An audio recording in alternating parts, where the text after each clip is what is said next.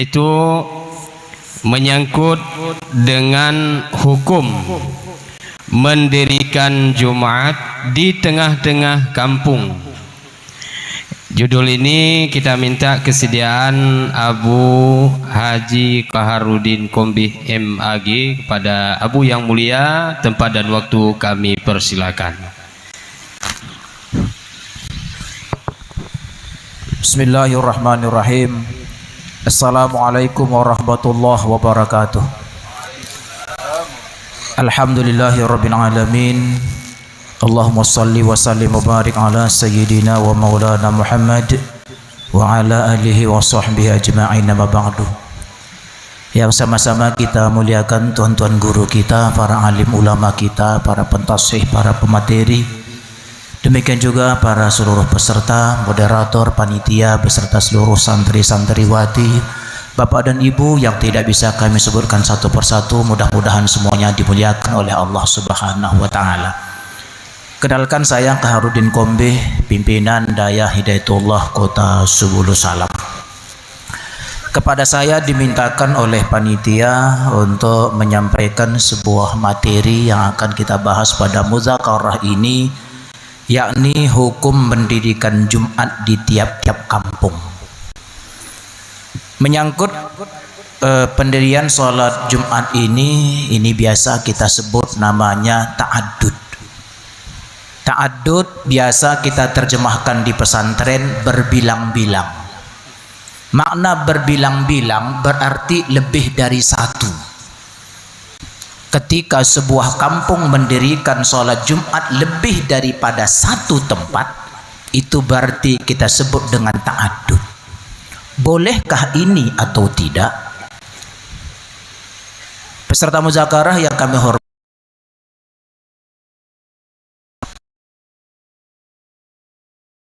sudah banyak dibahas, termasuk MPU Aceh itu juga sudah membahas dalam fatwanya nomor 12 tahun 2012. Waktu itu kayaknya saya belum jadi anggota itu, tapi kalau Abon Yazid, beliau ikut membahas pada waktu, saya yakin, karena tahun 2012. Para adik-adik mahasiswa baik di Banda Aceh, Melaboh, bahkan di beberapa perguruan tinggi juga membahas ini. Karena ta'addud Jumat tidak hanya terjadi di Aceh, tapi juga di beberapa tempat di belahan Indonesia ini, atau bahkan mungkin juga di mancanegara. Sudah dibahas. Di MPU Aceh Barat sendiri juga ini sudah pernah dibahas tentang adanya ta'addud Jumat. Jadi saya kira menyangkut dengan ta'addud Jumat ini, ya sudah merupakan sebuah keputusan yang dikeluarkan MPU Aceh tentang boleh tidaknya mendirikan sholat Jumat lebih daripada satu di sebuah kampung. Yang menjadi tema kita hari ini, panitia minta kepada saya, bukan perkara satu dua dalam satu kampung, tapi setiap kampung. Itu kalau nggak salah saya judulnya, mendirikan Jumat di tiap-tiap kampung. Artinya kalau ada kampung di Aceh Barat ini, kampung A mendirikan Jumat, kampung B mendirikan Jumat, masing-masing satu-satu. Bukan kampung A didirikan dua, kampung B dua, tidak. Tapi kampung A satu, kampung B satu, kampung C satu, walaupun kampung itu berdekatan. Bolehkah itu? Itu barangkali. Jadi di dalam makalah yang coba saya tulis, walaupun sangat sederhana, hanya 13 halaman kalau saya tidak silap, dengan beberapa referensi yang saya ambil dari beberapa kitab yang memang sudah muktabarah, yang diakui oleh MPU, karena MPU juga sudah mengeluarkan nama-nama kitab yang muktabarah yang boleh kita jadikan sebagai rujukan. Dalam hal ini kita fokus saja langsung kepada masalah mendirikan di setiap kampung tadi. Menurut kami di makalah ini sudah kita singgung sedikit. Yang pertama, kita lihat dulu syarat-syarat mendirikan sholat Jumat itu. Kalau hukumnya saya kira sudah jelas kepada kita semuanya. Di makalah ini juga kami singgung walaupun sangat sedikit ya. Antara lain yang menjadi permasalahan di tengah-tengah masyarakat, di mana sholat Jumat itu didirikan di sebuah balad atau qaryah. Balad atau qaryah. Bahkan kalau Hanafi itu bukan balad dan qaryah, tapi Misr atau Madinah, sebuah kota, jadi dia lebih besar lagi. Tapi Syafi'i mazhab kita membolehkan di sebuah balad atau qaryah. Intinya menurut kami, apabila memang dia sudah sebuah qaryah, itu paling kecil ya. Kalau Misr tadi sudah jelas. Apabila sudah jelas dia sebuah qaryah, sebuah kampung, itu kalau dalam bahasa kita barangkali kalau kita di Aceh gampong ya, di sebuah gampong sudah jelas dia sebuah gampong, maka dia sudah boleh mendirikan sholat Jumat. Yang masalahnya kemudian apa kriteria kampung itu, kan itu yang masalah. Yang A katakan kami sudah kampung barangkali, yang B juga menyatakan kami sudah kampung. Nah, dalam hal ini MPU Aceh, Majelis Permusyawaratan Ulama Aceh, telah mengeluarkan fatwanya dalam hal ini bahwa yang disebut dengan kampung itu adalah yang ditetapkan oleh pemerintah. Kalau sudah jelas ditetapkan oleh pemerintah, dan kalau para alim ulama menjelaskan lagi, adanya tanda-tanda uruf, tanda-tanda yang secara umum orang sudah tahu bahwa ini kampung A, ini kampung B, ini kampung C, dan seterusnya, berarti dia sudah kampung. Kemudian apabila kita merujuk kembali kepada pendapat para alim ulama kita, antara lain yang barangkali kami yakin adik-adik para santri-santriwati sudah cukup sering membaca ini dalam kitab yang sering kita baca, yakni kitab ya Hasyiah Al-Bajuri ya, ya Fathul Qarib halaman 41. Di sana disebutkan bahwa Al-Mudun atau kota Madinah itu merupakan bentuk jamak dari kitab Madinah, suatu wilayah yang di dalamnya terdapat hakim syar'i. Ini ciri-cirinya dulu. Kalau kota itu di sana ada hakim syar'i. Barangkali kalau di kabupaten kota mahkamah syar'iyah, kalau di Aceh peradilan agama kalau di luar Aceh. Kemudian di sana ada hakim surti, yakni kepolisian. Dan di sana ada pasar untuk jual beli. Nah, itu ciri-ciri dari Madinah atau Misr. Kemudian kalau qaryah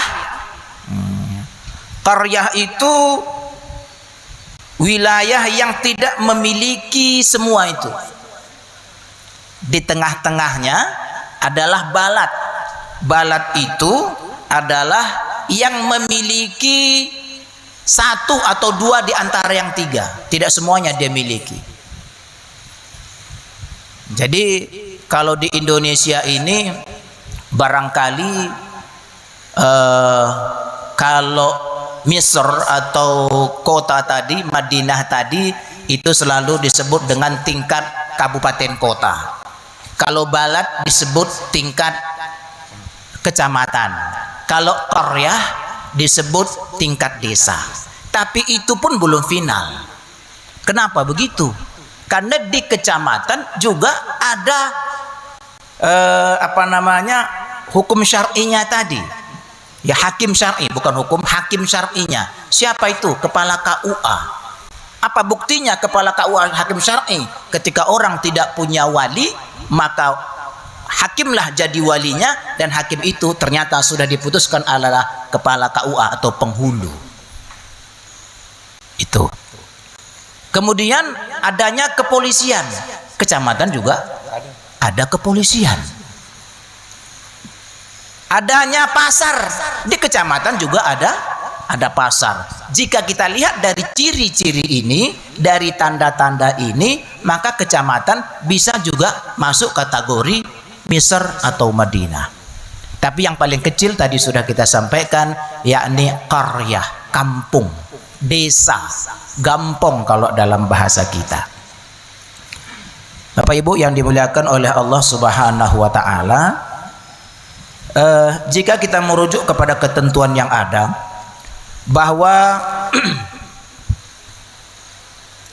desa atau kampung itu sudah ada ketentuannya ditetapkan oleh pemerintah, yakni dalam Undang-Undang Nomor 6 Tahun 2014.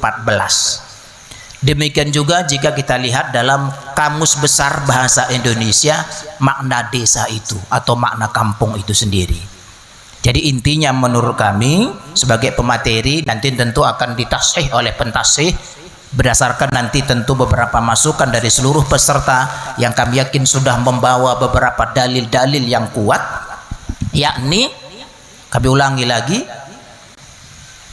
apakah dia sudah berstatus sebagai kampung yang ditetapkan oleh pemerintah, kemudian diakui secara uruf oleh masyarakat, maka berarti dia sudah qaryah.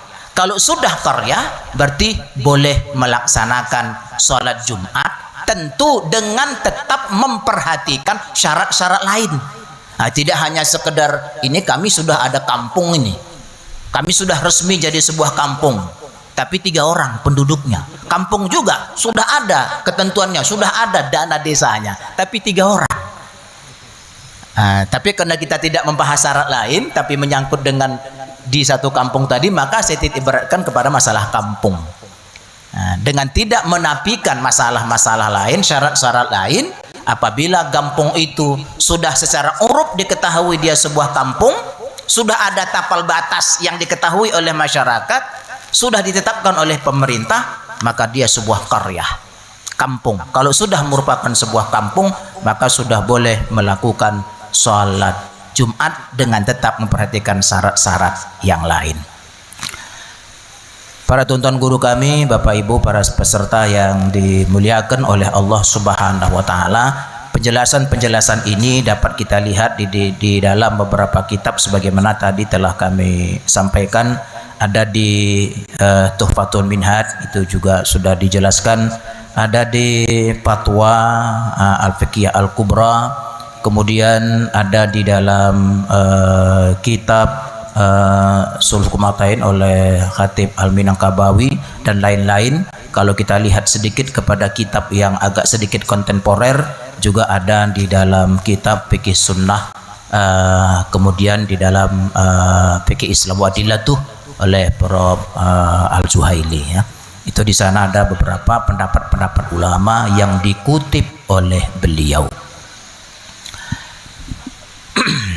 Kita lihat satu di antara pendapat mereka yang barangkali sangat mendukung dari keputusan nantinya, bahwa untuk mendirikan sholat Jumat lebih daripada 1 itu disebutkan oleh Abdurrahman Al-Mansur, dijelaskan oleh beliau dalam Bihulul Mustarsyidin halaman 79. Apa kata beliau? Kesimpulan pendapat pada imam. Nah, ini yang menurut saya penting.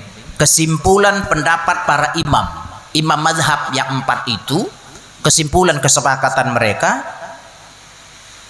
sebab boleh mendirikan Jumat lebih dari 1 itu ada 3. Pertama, sholat Jumat yang sangat sempit, ya, tempat sholat Jumat yang sangat sempit, tidak menampung seluruh jamaah, yakni tidak cukup menampung para jamaah Jumat secara umum. Kemudian yang kedua, pertikaian antara kedua kelompok masyarakat, bertengkar, nanti kalau bergabung akhirnya nanti bacok-bacokan gitu. Jadi boleh. Kemudian jauhnya ujung desa, jauh antara ujung desa satu ke desa lain. Kemudian kalau kita lihat fatwa MPU Aceh, nah, fatwa MPU Aceh nomor 12 tahun 2012 Ini para anak muda yang selalu buka-buka medsos, barangkali nanti bisa di-download, bisa dilihat. Saya ambil kesimpulannya saja. Pertama, syarat mendirikan Jumat itu poin pertama ya, yakni dilaksanakan dalam kawasan atau qitah abniyah yang mujtami'ah, penduduknya tidak berpindah-pindah atau selalu kita sebut dengan mustautin ya, memang bertempat tinggal di situ. Kemudian yang B, jumlah minimal ahli Jumat adalah 40 orang. Jadi kalaupun ada pendapat Hanafiyah boleh 3 orang tambah imam 1, Malikiyah juga boleh 12 orang, ya kan? Tapi ini tidak pendapat yang sudah dikeluarkan oleh fatwa MPU Aceh yang dilihat dari pendapat jumhur ulama. Jadi kalau pakai bahasa saya, Bapak Ibu yang dimuliakan Allah, kalau ada seorang ulama katakan boleh, kemudian banyak ulama mengatakan tak boleh, kita ikut yang satu apa yang banyak? Kalau saya ikut yang banyak.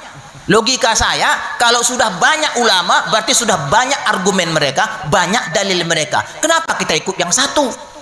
Tidak kita pungkiri, adakah ulama yang membolehkan itu? Ada. Tapi kita lihat dulu ya kualitas ulamanya, kita lihat dulu mazhabnya. Tapi sudah diterangkan tadi, masyhur jumhur ulama syaratnya itu. Kemudian yang kedua, kita lihat dari fatwa MPU ini, batas wilayah pendirian salat Jumat adalah batas wilayah yang ditetapkan oleh pemerintah. Tadi sudah kami sampaikan. Namun penetapan pemerintah itu setelah berkonsultasi dengan MPU.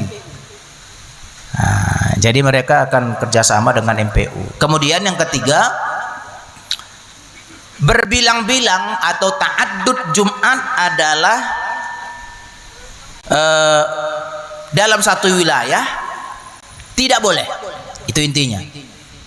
Ta'addud Jumat dalam satu wilayah tidak boleh fatwa MPU, kecuali ada 3 hal.